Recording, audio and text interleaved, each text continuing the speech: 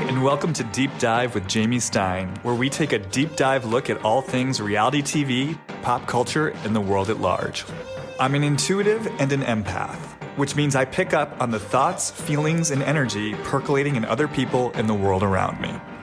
I believe there is meaning waiting to be found at every turn if you're willing to see it.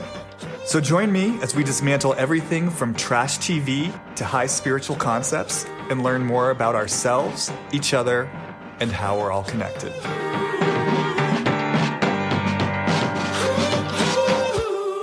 Hey everyone, and welcome back to what might be called a long overdue episode of Deep Dive with Jamie Stein. Thanks for bearing with me. As mentioned in the last episode, I've definitely been in a little bit of a winter hibernation. Having said that, we're in March. Spring is about to spring.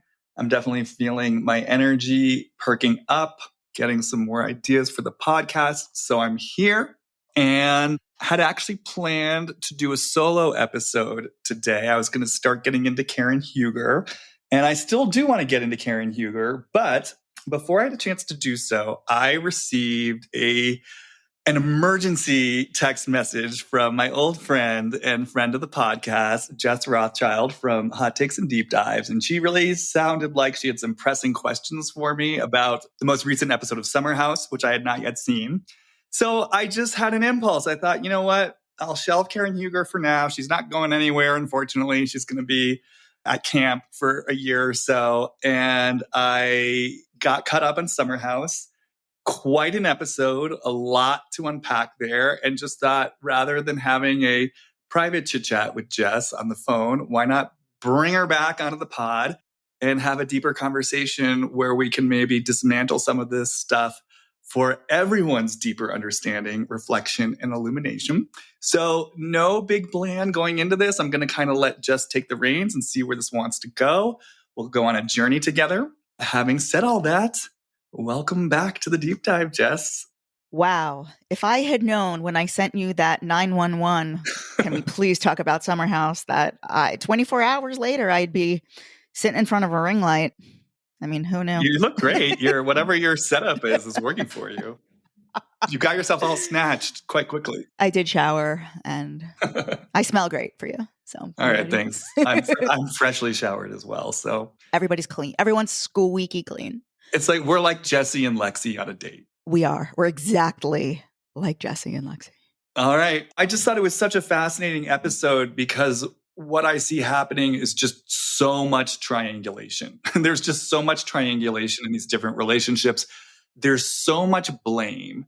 There's so much pointing the finger at other people and then a refusal to look at essentially myself. And it's fascinating to me because what I see big picture is a way in which every single person has a valid point. And I feel like every single person has a huge blind spot. And what's really fascinating to me is the way in which they're all having different arguments. It's like I'm watching the show and they're literally all arguing about something different and they're completely missing each other. So I just find it fascinating. And I sort of love the idea of slowing all this down to really get clear on what is each person actually arguing about? Where do they have what I might call valid concerns? And then where do they have a huge blind spot? It's so interesting to see Paige and Kyle fight and spar because to me, they're so different in their presentation in the sense that Kyle gets really reactive, huffs and puffs, makes a mess, gets toxic and problematic, whereas Paige is much more reserved, I think much more aware of how things look, and is much better at presenting the package to look a certain way from the outside, even though I do think Kyle actually has a lot of really valid points, and I understand where he's coming from in a lot of this, but then he just loses everything in the delivery. So I'm just kind of intrigued by that contrast between the two of them and where they're actually bumping up against something in each other. So that's just kind of big picture what I see. But yeah, let's just jump into it. Yeah, I mean, I think this definitely showcases Paige is a much better communicator. I mean, that's why she's had this successful show with with Hannah, and they're going on this tour. So they do have the gift of gab, where Kyle kind of like sprays everywhere and just sees what lands, or really whatever the editors choose to show. I definitely think Paige has a much better way with words, and she also has a much sharper tongue. Like, she's smarter than Kyle, period. Mhm. And so I think it's fascinating how Hannah's storyline is playing out without her. And I think it showcases what the show is missing. I mean, for me, this is my opinion. I think they're losing something by not allowing the Hannah, Paige, Amanda friendship storyline, which is very real, to play out on camera. So it's playing out off camera, or really it's not really even being allowed to be played out, because it sounds like in their private lives they just have these hard boundaries up. And I wonder if she were still on the show, it would push things forward, because they would have to interact. And so I just find that very interesting. And I think it's fascinating how, like what Paige said, she's like, Giggly Squad is my entire life, and I am not allowed to talk about it for 2 months out of the year. And I really wonder about that. Again, I think Paige knows how to make things look really good and how to present things in a certain light. I will say, I have seen Kyle say multiple times, and I'm not just talking about now in the aftermath of Hannah reemerging.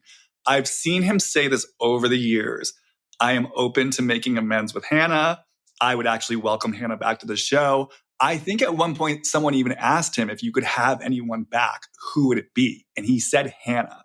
But I want to say, Kyle has been on record prior to this conflict several times, I think, publicly saying, I'm open to repairing things with Hannah. And he's also said, I don't like having unresolved issues with people. This is actually part of what I like about Kyle, is that, and I've talked about this before, he really does, I believe, care about the group ultimately. So yes, he explodes. Yes, he gets toxic. Yes, like you said, he's like a spray hose with his rage. He definitely needs to look at that.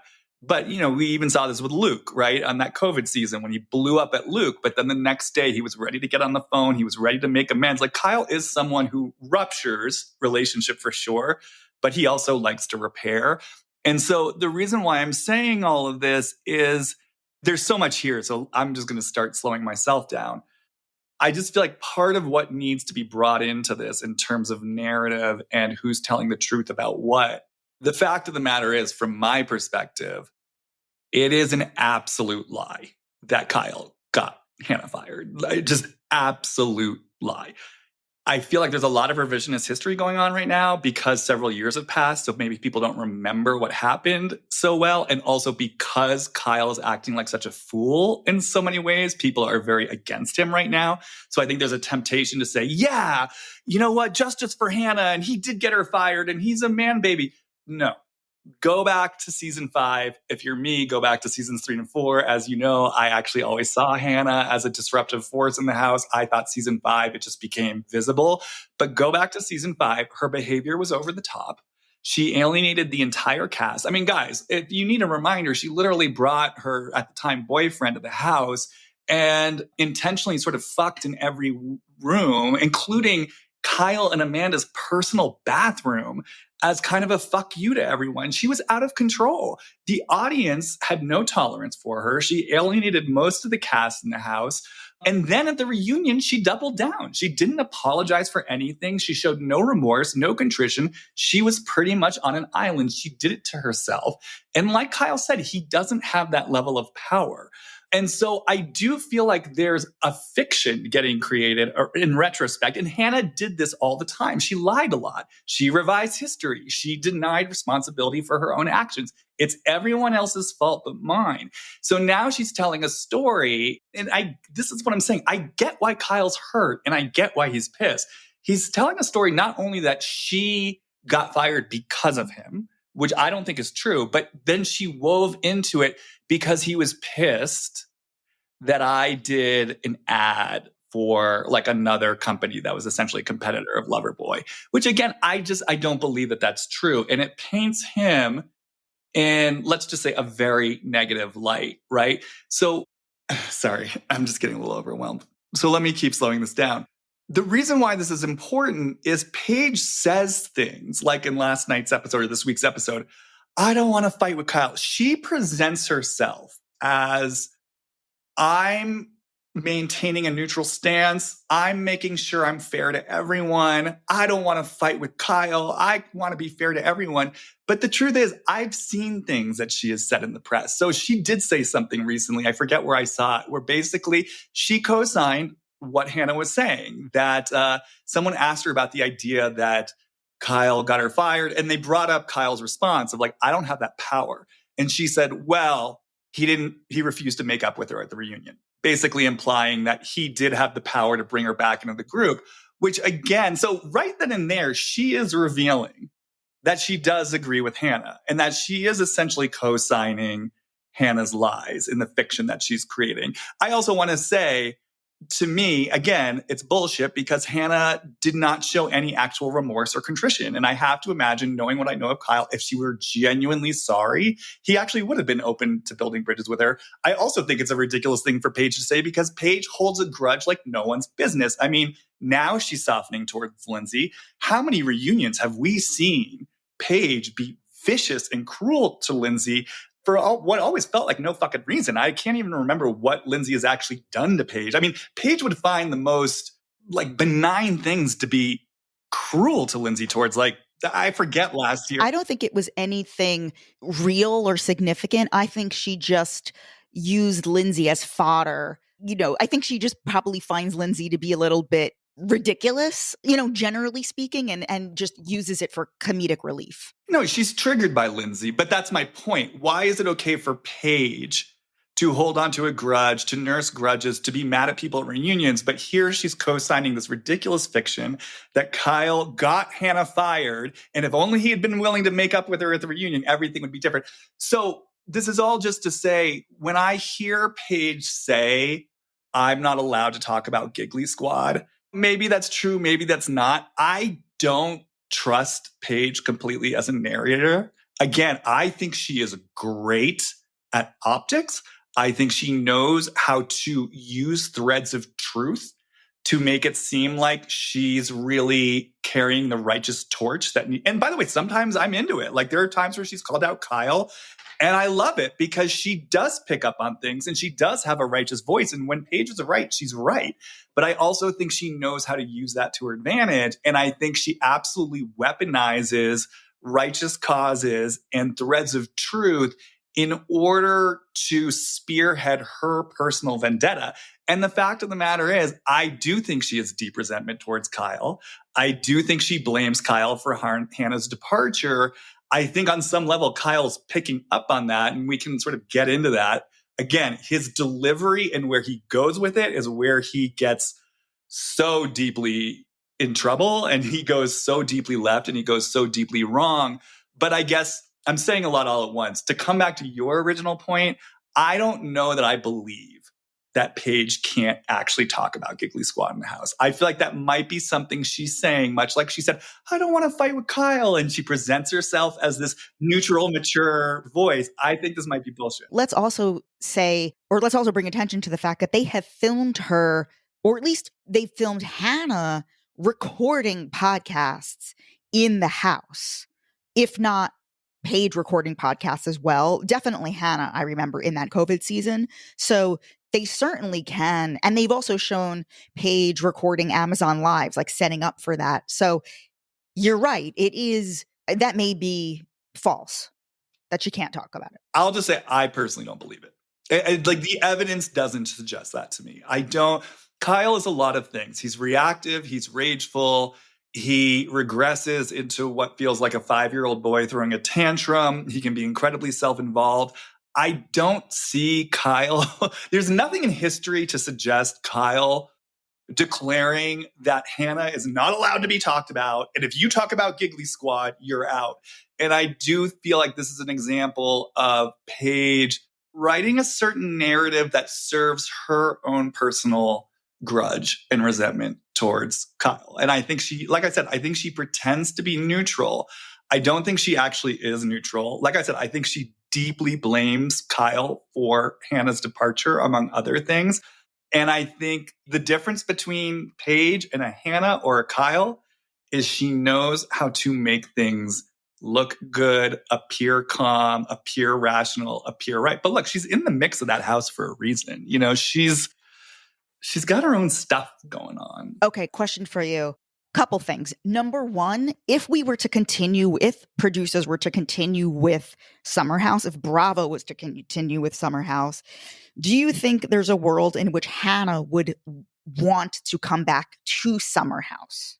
I have no idea. Obviously, she's gotten very successful outside of it, so she doesn't need the show. So it's just a question of whether or not she wants to do it, whether or not she thinks it would serve her career, whether or not she feels like she has unfinished business. I mean, I could see, I mean, are you asking me like intuitively if I think she would or just? No, I'm just asking you the way we would talk offline. Yeah, I mean, my sense. Because Paige is very successful outside of the show and she keeps running back to that house every summer. I mean, my sense is probably, I mean, I don't see why not, right? It's just more money, more exposure, more opportunity to leverage what she's doing. I mean, the other thought that I wanted to bring to you was, I mean, Amanda is so useless on the show. I mean, she really is just like a doll that is Kyle's wife.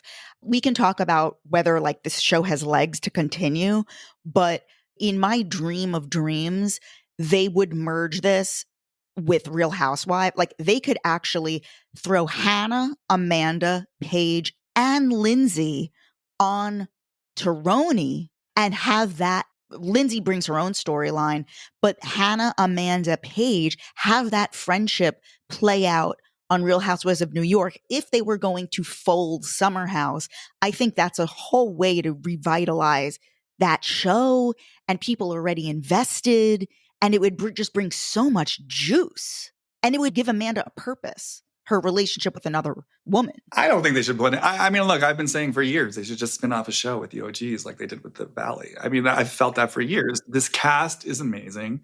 It's always the OG cast members who bring the juice of every season, including right now. They just kind of like Vanderpump Rule. I just feel like they deserve their own show. And they should just spin it off into a New York, you know, adult New Yorkers navigating life and careers. And that's Real Housewives of New York. Oh, but you want to keep the men. Oh, 100%.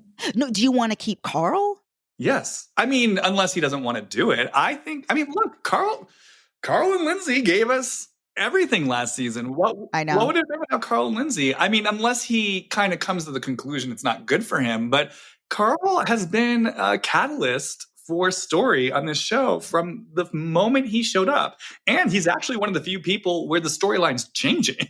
He's not just circling around the same shit over and over. He evolves and he runs into new roadblocks and he gives us new material. So yeah, I definitely want Carl there. I just found it so powerful.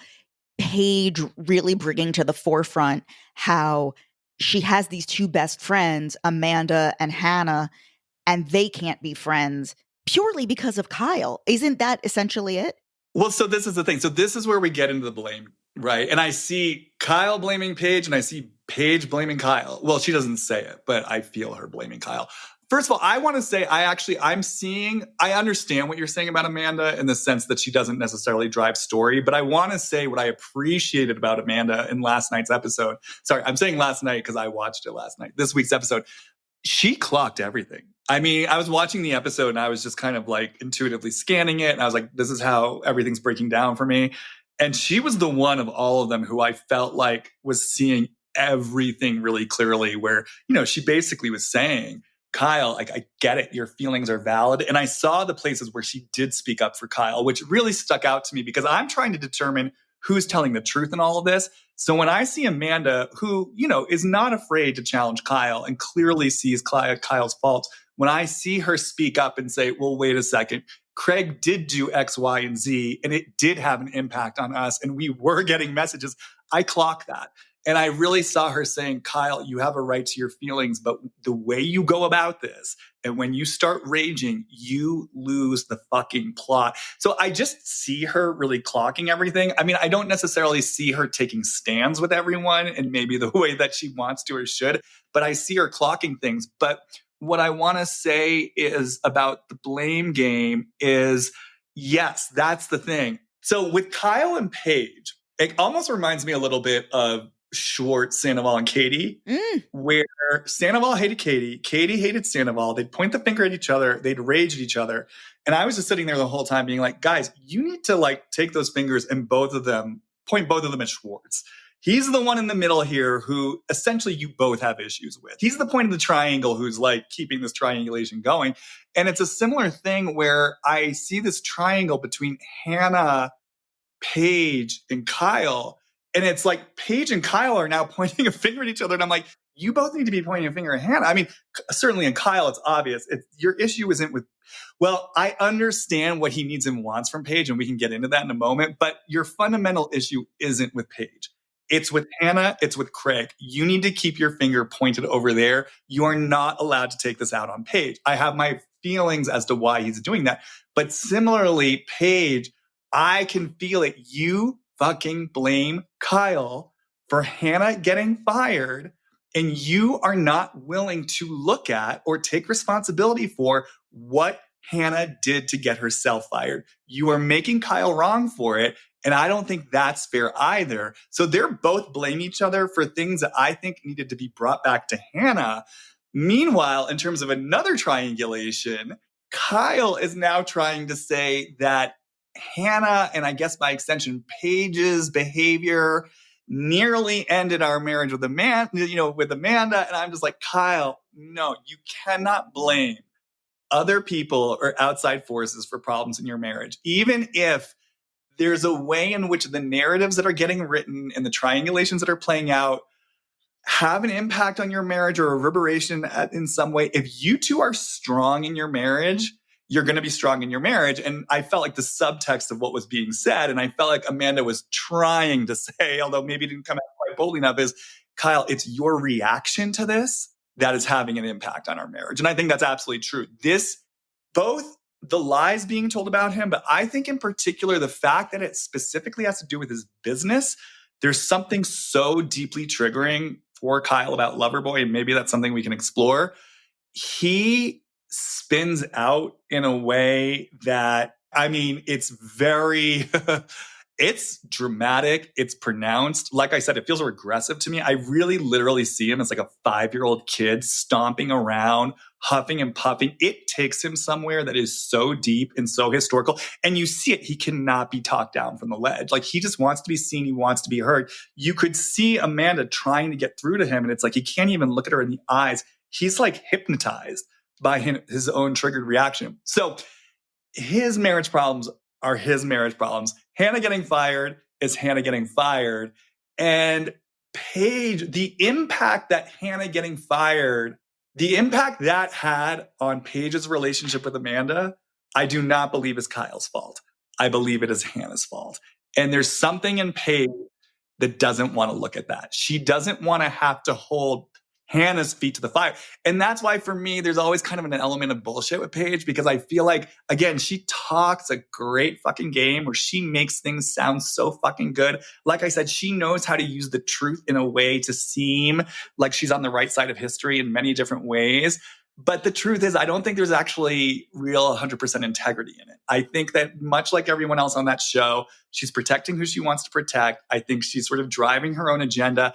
I just think she's really good at dressing it up so that it doesn't look like a reactive Lindsay. It doesn't look like a reactive Kyle. It doesn't look like a reactive Danielle. She knows how to make it look so that it seems like the truth is really on her side.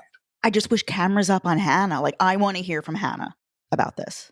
I'm torn, because it's like, on the one hand, she is a chaos agent and she's driving the story. And so I'd like to be able to see the story really play out on camera.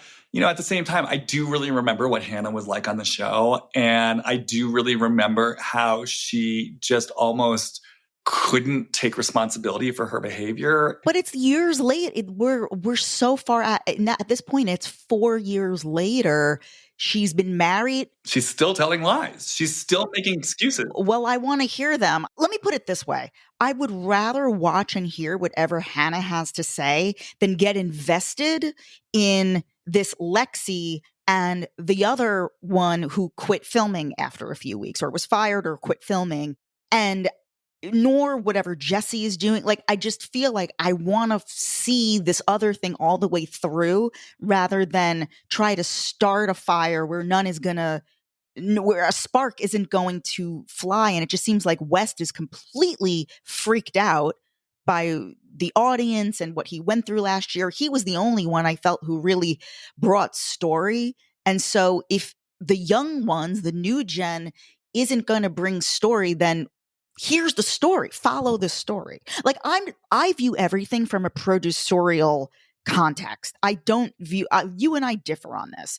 And so I'm always, where's the story? How would this be produced in the most effective way possible? And so I think it's so interesting how the producers brought in this new guy late, Emerald, and they dug up Danielle after supposedly she had been fired, and all of a sudden she's back. I think the producers are aware that they need something because they're bringing these, the guy we'll see, but to bring even Danielle back, it just shows that there's a problem. It's, to me, it's admittance of a problem. This show has outlived its premise for a long time, which is why I would have spun them out seasons ago into their own Manhattan spinoff. I would have rebooted Summer House, and I would have rebooted it to go back to the basics of an actual friend group and people who have actual jobs that are not influencers. That was the magic of the show. When it first started, they had real jobs. Carl was in sales. Lindsay was in PR. Kyle was, an entrepreneur. Christina Gibson was an entertainment reporter. These were people who had the Workist twins. I mean, for anybody, I mean, one of the greatest joys in both Jamie and mine and I's life is rewatching the original seasons of Summer House. There's nothing bad. I mean, early Vanderpump Rules, of course, that is the gold standard. But short of that, the first 6-7 seasons of Summer House are incredible. Even those first 2 seasons with the Workist twins are so interesting to see. Early Carl and early Lindsay. It's such a psychological study. Mm-hmm. It's so good. But do you want to bring Craig into the conversation? Yeah, what do you want to know or to ask? Well, I think just talk about how he is further part of the triangulation. I mean, for Kyle, I think Paige and Craig are a package deal, and then Hannah, by extension, she's just another person. And Craig did something specifically to anger Kyle, which I understand. He actually did. If you go and listen to a podcast called Trading Secrets with Stephen Tardick, who used to be on The Bachelor, he's interviewed Kyle a few times, and it's a money podcast. And he really talks specifically about the finances of Loverboy. And the second time he interviewed him was right on the heels. It was the week the Craig Kyle thing happened with him investing in this other drink. And he addresses it like fresh in this podcast interview from like about a year ago. And it's really interesting. Yeah, I did research, and, we don't have to litigate the details. But look, again, like with Hannah, it feels clear. Craig did something. Again, I was doing research kind of last night and looking at old Reddit threads where people were kind of saying, Craig's allowed to invest his money wherever he wants. And it's that's not the point. The point isn't that he invested with this other company. It's how he did it. And it's the lies that he told. And so, I mean, I guess just to give one example for the sake of just illustration, but keeping things simple, Craig, and Kyle said this on the show, and it was so interesting. I don't know if it was the way it was edited or if she just didn't respond. Paige did not speak to it, but Kyle did talk about this on the show, that Craig went out there and basically told what Kyle is saying a lie, where Craig went to Kyle and said to him, hey, I want to be an investor. And that basically Kyle shot him down and said, we're not open to new investors. And so because of that, Craig went to the competing company. And Kyle's just basically saying, none of this is true. It didn't happen that way. Actually, again, the details are sort of convoluted and murky, but essentially I found out he was thinking about this. I told him there was an opportunity to invest in Loverboy. I said, give me some time to give you an offer. Craig from what it sounds like, Craig wasn't transparent. He did things kind of in a sneaky way behind the scenes, and then he went out publicly and he lied about it. And that is what's hurting Kyle. And again, I get it. That's a shitty feeling. I mean, if your friend does something sort of sneaky behind the scenes that involves investing in a direct competitor, and then on top of it goes out and lies about it in a way that makes you look like you're the one who's rebuffing him. I mean, even just saying it, I'm like, of course that's angering. And caught Craig, and I want to be clear, I love Craig. I watch Southern Charm. I have a soft spot for Craig. I get the Craig love. I feel supportive of Craig. Let's also be real, clear, and true. Craig is a fucking liar. He like an admitted liar. He literally went on Southern Charm and talked about, I am a great manipulative liar. He got caught in many lies.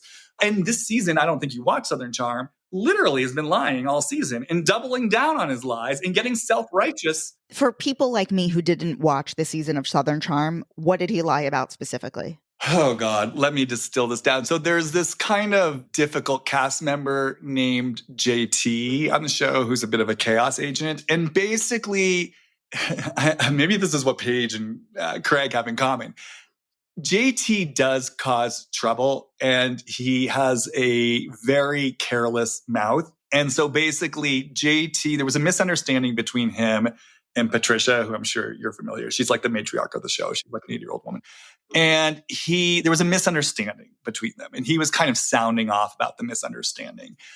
Craig took JT sounding off about the misunderstanding and went back to the group and said, yeah, he called Patricia a bitch, which he never actually did. And there was a similar situation with another cast member where JT was definitely running his mouth.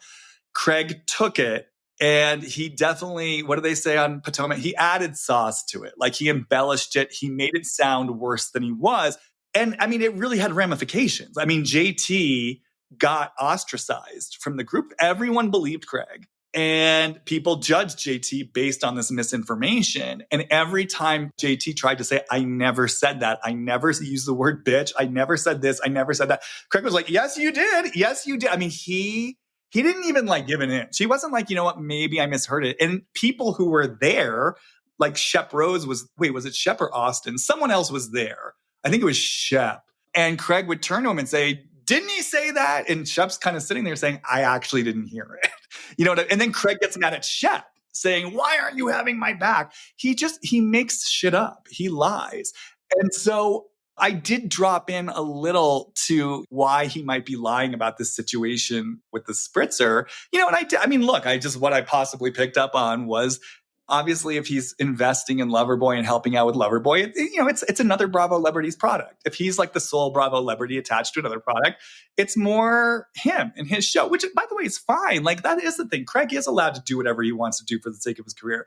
The real issue was being sneaky about it, being deceptive about it, and then lying about it in public. So I personally believe Kyle in this situation. I do think Craig has lied. I do think Craig has done something sneaky. And so I understand for Kyle, I mean, it's interesting that this is a repeated pattern where there are people around him who are kind of hitting him where it hurts and coming up with lies specifically connected to his business to make him look a certain way. And I can, even right now, I'm feeling it as Kyle. It's just this feeling of like, don't you see how hard I'm trying? Like, don't you see how good my intentions are? And again, this, I think, starts to get into his unconscious relationship to Loverboy. There's something about Loverboy in particular where he sort of casts himself in this role of this guy who's trying to create something for everyone and trying to create opportunities for everyone. I mean, even in the way that he's brought Amanda into it, he's brought Carl into it, there's this kind of whirlwind of energy where I think he's sort of telling himself a story where he's a little bit of a martyr of like, I'm the guy who's trying to create this thing for everyone else. And in his mind, I think his intentions are so good. And there is a bit of, like I said, a martyr complex with it too, where he's the one holding it all together. I think he gets kind of a charge out of that. But then I think when there are sort of people on the outside who aren't just lying about him, but it's like they're poking him in a place where, first of all, he's so proud of what he's created. It's like Bethany and Skinny Girl. I think that's such a huge source of pride. But then also, I think in his mind, he has such good intentions for other people. And I can just feel this place in him that feels so unseen, unheard, misunderstood, used by people. And, and what's coming through me as Kyle too, like used by people, and this is where things get tricky, who aren't as savvy as entrepreneurs as me. And I say it gets tricky because I think there's truth to that. I think Kyle is what I would call a real entrepreneur. He's been doing this since before Bravo. He's created something successful. I think he does have a savviness to him. Whereas Craig, no, like not to take anything away from Craig. He knew how to take advantage of an opportunity and run with it. But let's be clear. From my perspective, Sewing Down South is a success because of the business partner who came along and was like, Craig, I know how to like manage this for you. I know how to do this with you. Like, let me help. Before that, Craig was literally creating designs on clip art. You know what I mean? Like Patricia hired him to design a pillow. He did clip art. Craig built this with the help of someone who came in and knew essentially how to rein his energy and how to manage it. Hannah, too. It's like, I don't want to take anything away from her. I mean, look, she's put herself out there. She's created something successful. She's clearly a powerful woman. But like I will say from the outside perspective, it's like she's someone who kind of like throws shit against the wall. You know what I mean? It's like she, and in some ways, like that is her virtue and her strength. Like, may we all have Hannah's lack of self-consciousness and her sort of like seeming self-confidence. She just throws herself out there. But, you know, let's not forget there was huge controversy with her stealing people's jokes, stealing people's tweets. Are you aware of what just happened when she and Paige were on the red carpet for the Vanity Fair? This is another example, what she said to Megan Thee Stallion, and she apologized.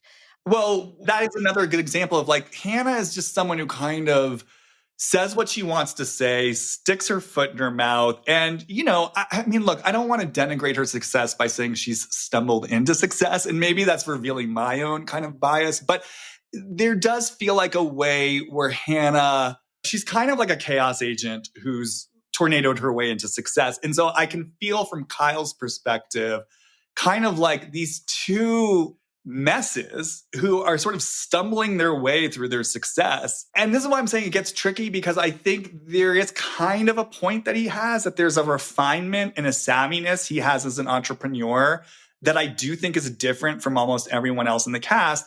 And also he's got to get over it, because I think, you know, the point that a lot of them are making, and this is true, is there are different types of business, and Kyle's entrepreneurship, you know, it isn't more valid than Paige's entrepreneurship. It's just a different brand of it. Kyle is a little bit more old school. Paige is capitalizing on, you know, she's an influencer. She's a podcaster.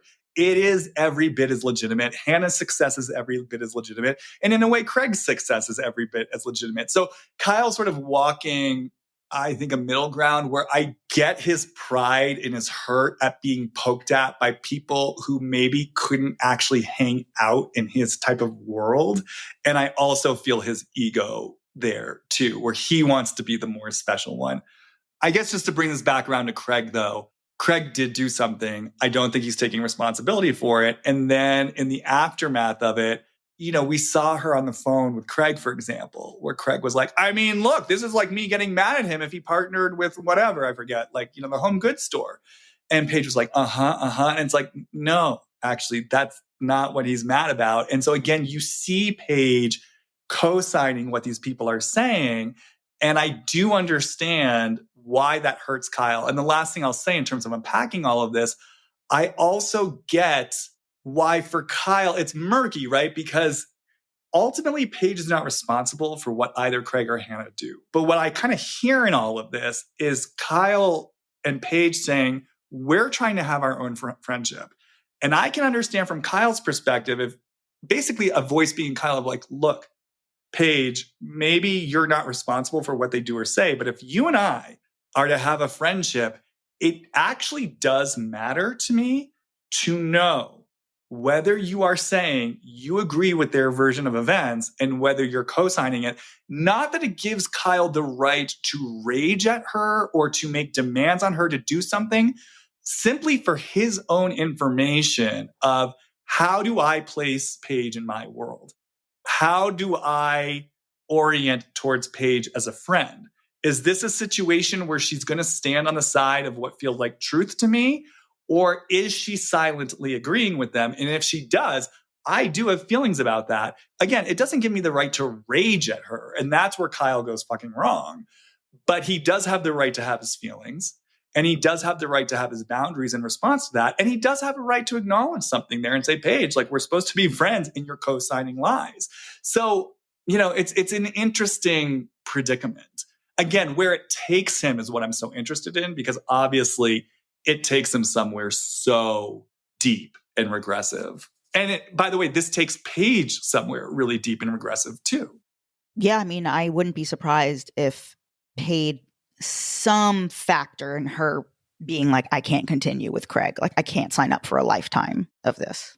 Well, that's what's so interesting too, because this is why I say I think Paige does a really good job of making it seem like she's always on the right side of principle and what's true and what's right. But when I sort of saw her not speaking to what Craig did, both coming from Kyle and Amanda, her friend that she's crying over, Amanda's saying it too. And again, maybe it's editing, but I have not seen Paige speak to that.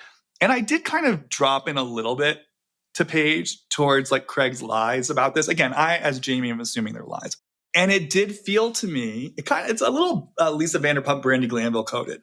I fundamentally resent Kyle. I blame him for Hannah's departure. I blame him for the rift in this friendship between Hannah, Amanda, and I.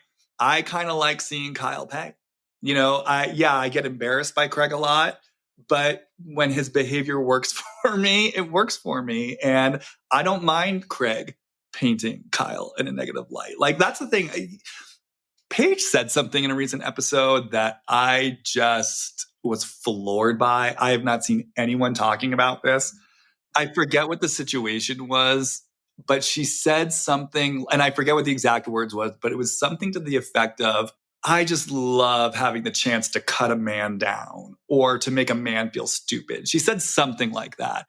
I was like, Jesus Christ. I mean, it reminded me, there was a similar moment on Salt Lake City where Bronwyn's husband, Seth made a toast in the pool where he was like, let's toast to the best part of ourselves, our wives. It was like a nice toast.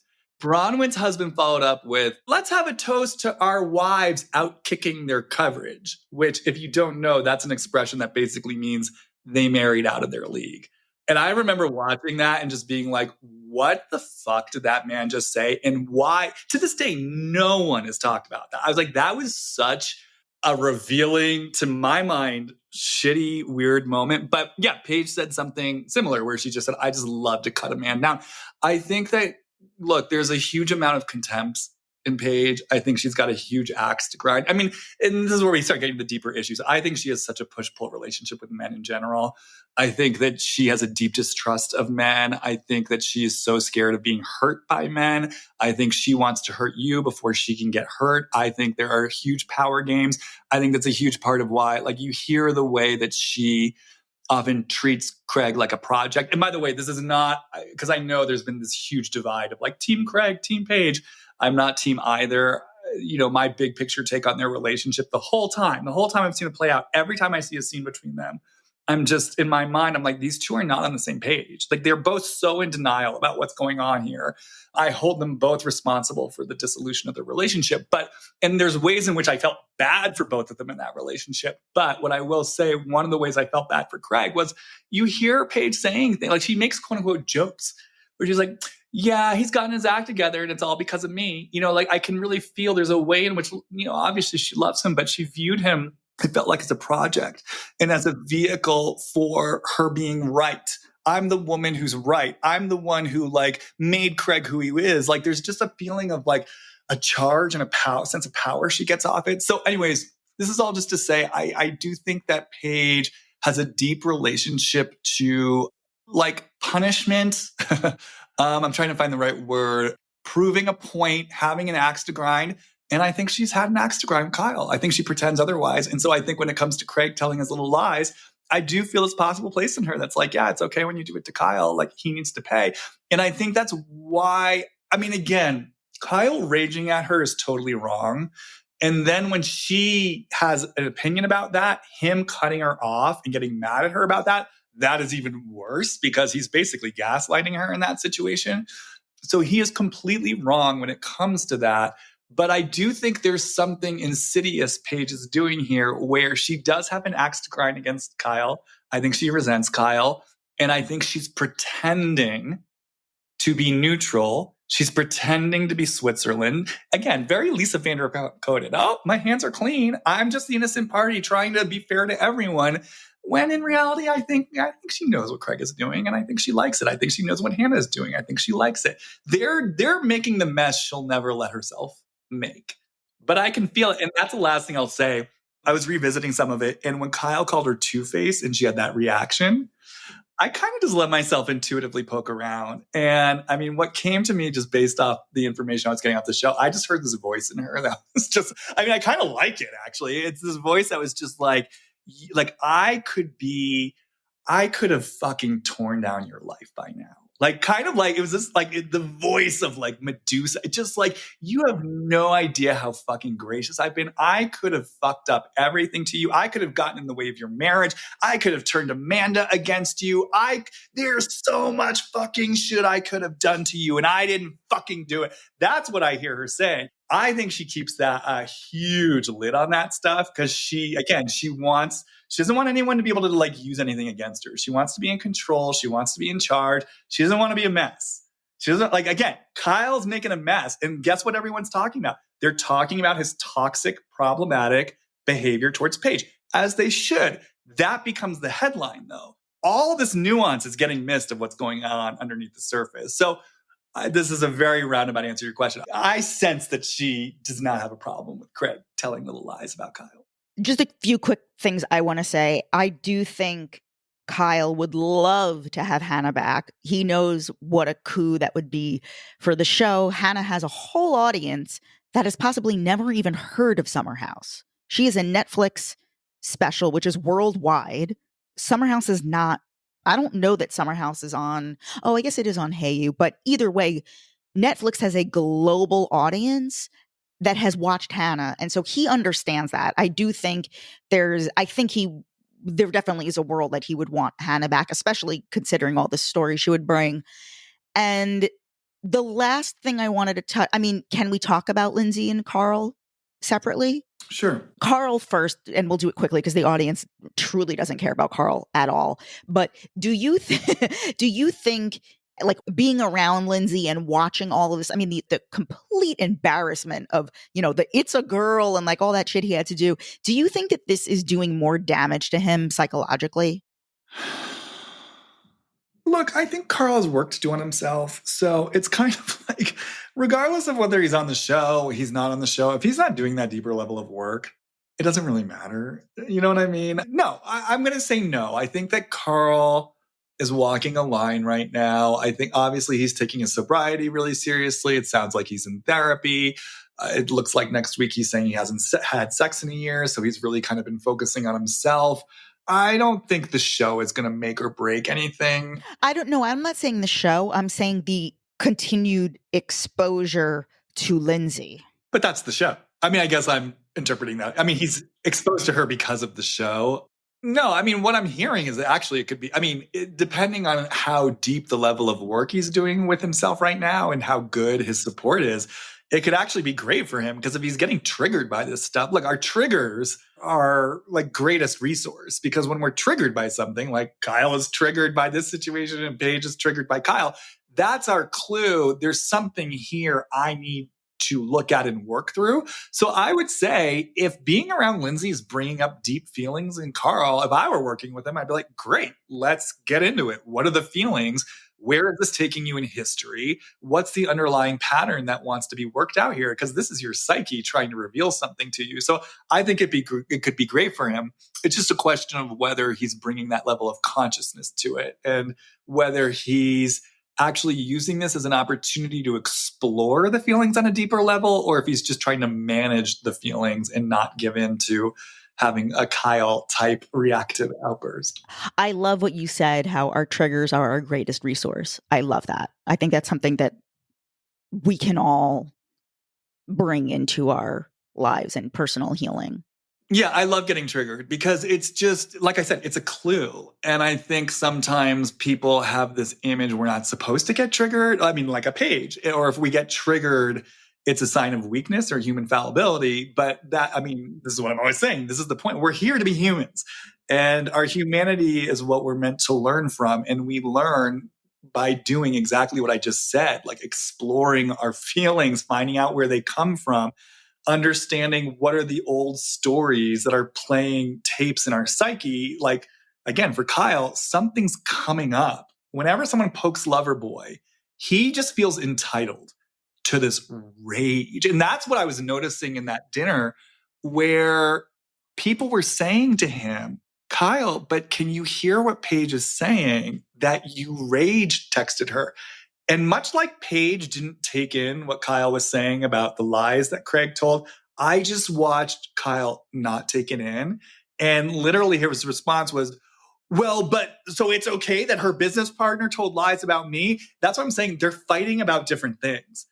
And clearly for Kyle, these lies being told and Paige not recognizing it, which to me feels like it triggers something, like Kyle wants something seen and heard. And he knows on a certain level, Hannah's not going to see and hear it. He knows Craig's not going to see and hear it. I think it takes him to a deep place of heartbreak and powerlessness. So he wants Paige to fucking see and hear it. And then when Paige won't see and hear it, he wants Amanda to see and hear it. So I think for Kyle, his trigger, there's something going on here about, if I slow down and take in what people are saying, and if I acknowledge that I was wrong to rage text Paige, which I was, it feels like to Kyle, that feels like, well, then everyone else gets away with what they did. And my pain isn't seen, heard, or acknowledged. I'm left out in the cold, and that's not fucking fair. To bring this back to the larger conversation, that to me as Jamie, that intuitively feels like pattern. It just feels like pattern. It feels like, again, I keep feeling Kyle's like a 5-year-old, some experience of like, everyone else gets to have their fucking shit. I'm trying to keep this all together. I'm left out in the cold. No one's seeing or hearing me, and it is not fucking fair. I'll say one other thing, just because this has come through before. I've always, and I referenced this earlier, I've always really noticed the way that Kyle, like there's such a, like, to me, an addict relationship to Loverboy, and the way it takes over his life, the way that he's always stressed about the adrenaline of it, the chaos of it, the drama of it, and then the way that he ropes his loved ones into it.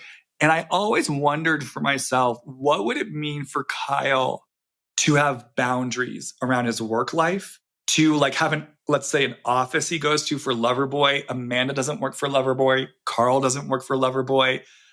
Kyle wakes up in the morning, he leaves, he does Loverboy, he closes down the office at night, he comes back home to Amanda, who's doing her own business. I was like, what would that mean for him? And it's like, when I drop into it, again, I just feel this rage that comes through, and but a feeling of such deep aloneness. Like I'm all alone in this, and no one sees how hard I'm trying. I'm left alone, and I'm outraged in my aloneness. So there's something for Kyle around. Well, he's codependently addicted. He needs these other people to be part of it in order to feel okay. Well, I think there's something, I always just pick up on something in him around, I'm just trying to hold the family together. I'm trying to hold the family.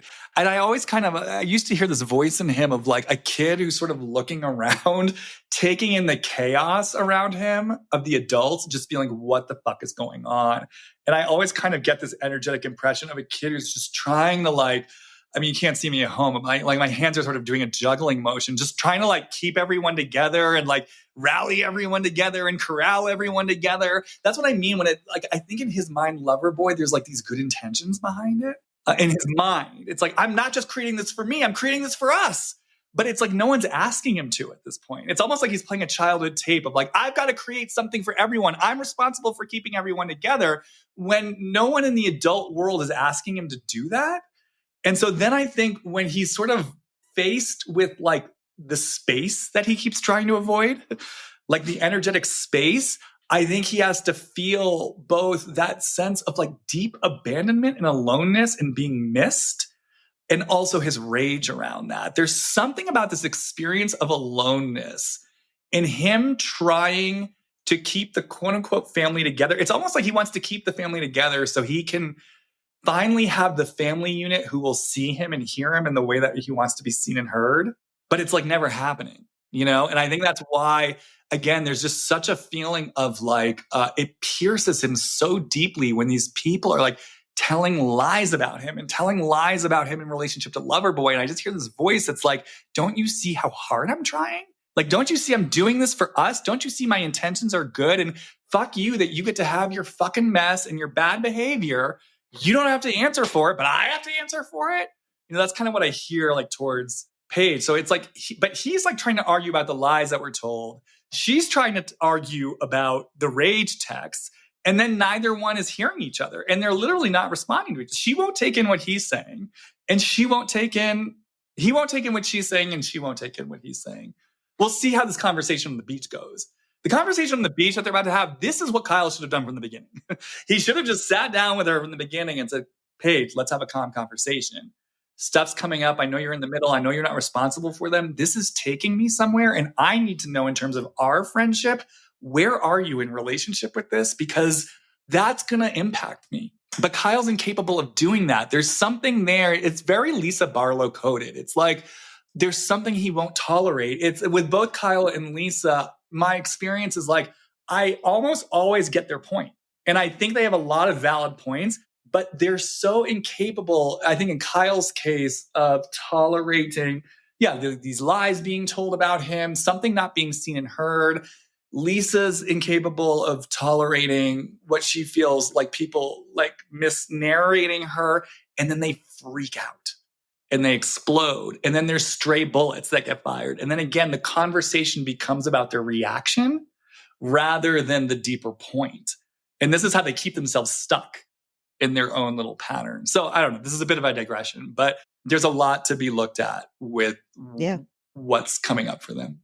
Yeah, I mean, overall, I do like the season. I mean, this episode I really loved. I feel like we finally got some story. They've got to scale back the Lexi, Jesse screen time. That is all to me just filler. Like, I don't care. And I don't think the audience cares at all.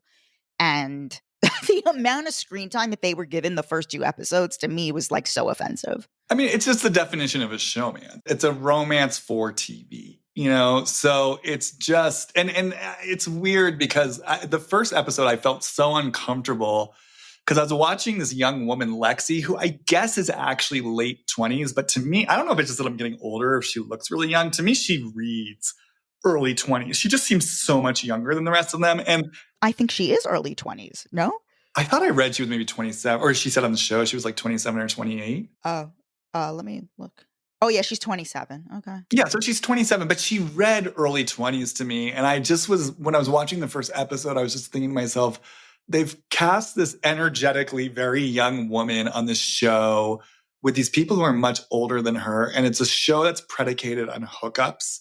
Look, I don't want to be dramatic about this, but it just had this flavor almost of like sex trafficking to me, of these producers sending this I agree. young woman who clearly wants, of course, she wants the fame, she wants the success, she wants a spot in the show. And how do you do it? You hook up with someone.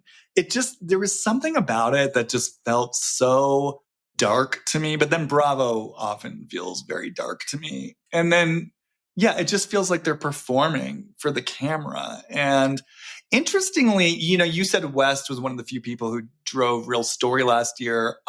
It's interesting you say that because as someone, I didn't talk about West at all last season, but I definitely had my reservations about West the whole season. Oh, I remember you were like, he's the devil. I don't think I said he's the devil, but yes, I did not. No, you inferred to me in private that he was the devil. Okay, I called him the devil. No, I didn't trust him. I felt he was very manipulative and disingenuous, and all of that played out, obviously. But I will say, I'm saying all this because that moment this week where he said something like, I'm used to making jokes to navigate conflict. Like, that's kind of the story of my life. When he said that, it kind of hit me. I actually felt for him deeply because I knew this last season just by virtue of, it's interesting. Summer House, I'm suddenly realizing Summer House is kind of the show of really high functioning traumatized individuals because they all appear so well put together and they're successful and they're charming. But the reason I'm saying this is when I was taking West in last year and I was kind of feeling into him and having such a different experience of him than the rest of the audience, I was really taking in the fact that he said, I've never been in a relationship. And which, is fine. But for someone who claims he wants to be in a relationship and is out there dating and having sex and, but then he's never been in a serious relationship. I remember just clocking that being like there's really something going on here with this guy. There's something And just the huge gap between his emotional life and what he's presenting on the surface, I could just feel it. I was like, there's something really deep going on with him that I don't think he understands how deep. There's like a deep wound there. And so then when he said that about my whole life is sort of using humor to mitigate essentially uncomfortable emotions, conflict, I felt the truth of that for him. Of like, this is a guy who lives on the surface. He's constantly kind of got like a talented Mr. Ripley social con game going where he's presenting a face to the world. He maybe gets into trouble for it and then he uses humor. It's like, it's just this juggling act. I could feel it. And I felt for him. I was like, damn, he needs help. But I also think, I mean, to your point about Kyle, and you were saying something, maybe it was about Loverboy, but there's so many different compulsive, addictive threads of energy for Kyle, whether it's alcoholism, whether it was his compulsive infidelity, whether it's his workaholism, whether it's his codependency.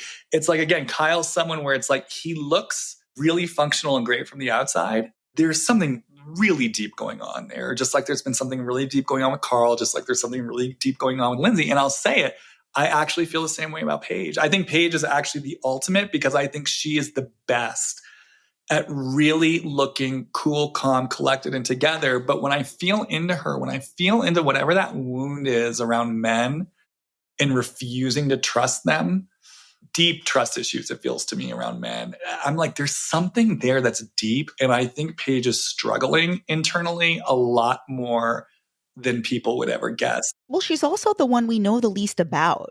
Like, maybe we met her parents once. Remember Perry? We never saw the boyfriend, or we saw him once. I don't know if she has any siblings. We know nothing. I mean, I don't listen to Giggly Squad, so maybe she talks about that stuff there. But on the show, there's nothing. Like, we don't know this girl. Yeah, no, I mean, and this is why for me personally, just as a viewer, I've never really warmed to her on a TV personality level. Because for me, I want to see, like, I want the people who leave it all out on the floor. Like, I want the Kyles, I want the Lindsays, I want the Danielles, Carl to a certain, like, Carl's a lot more controlled now, but he's certainly left a lot on the floor, in the past.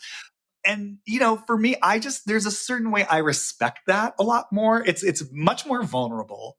It's much riskier. And, they're leading with their hearts, for better or for worse. And then they have an opportunity to look at something and to grow if they choose to. Whereas Paige, yeah, it just feels like she's playing a long game. And again, I just hear the words, I'm going to get you before you can get me. And I think she knows how everything looks. I mean, again, as I say that, I feel bad for her because it's not an enviable place to be. She feels sort of like Rapunzel trapped in the tower.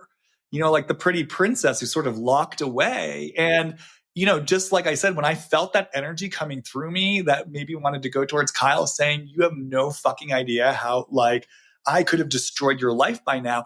That is like life force energy. That's intensity. I mean, I think she's more of a Lindsay than she wants to admit. I think she's got that in her. I think that's why she's surrounded by a Hannah. I think that's why she's surrounded by a Craig.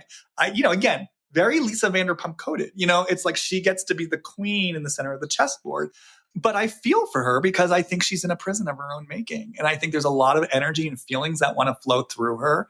And, that can become also the danger of this type of success. You're either kind of like a Carl where it blows up in your face and hopefully you use it to start working on yourself and better yourself, or your success becomes part of the prison, So we'll see. We'll see what happens with her. Very interesting. I loved the note that you ended on Paige. Yeah, I think we said it all. All right. Well, thanks for joining me in this little exploration. Yeah, this was great. So tell people where they can find you. Yeah, you can follow me, Jess XNYC on Instagram. I just interviewed the creator of the big Netflix show Dead to Me, Liz Feldman. She's been, she wrote for Ellen and she wrote for this Nickelodeon show years ago, and she's a fascinating story. I'm also working on a new docuseries that's going to be out in the spring that I think will be very, very fascinating for a lot of people. But yeah, just follow me, Jess XNYC. There's clips of all my work there.